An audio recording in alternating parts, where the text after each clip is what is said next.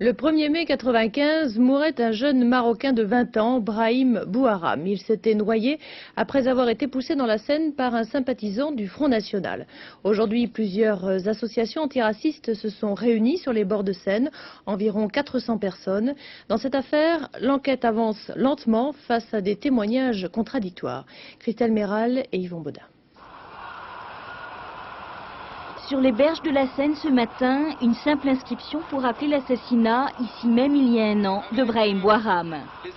Sur les quais, un rassemblement en mémoire du jeune Marocain jeté dans la Seine, un rassemblement pas pour crier vengeance, mais pour demander justice. Là où Brahim Bouharam a été jeté par des mains racistes, armées par le discours du Front National.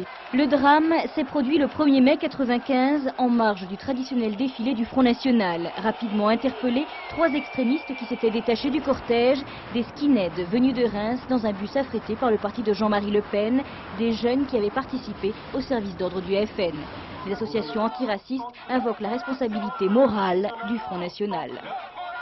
Ils étaient dans une manifestation où se développaient des discours de haine. Et pendant qu'ils faisaient ça, il y avait des gens sur le pont qui rigolaient.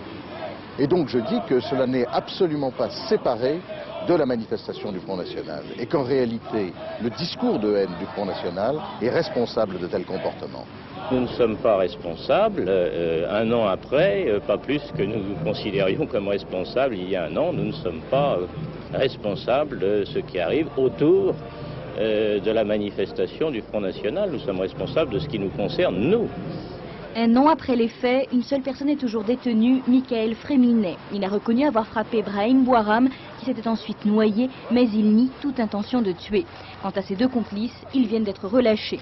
Car dans ce dossier, les témoignages sont contradictoires et les responsabilités de chacun difficiles à établir. L'enquête avance donc difficilement.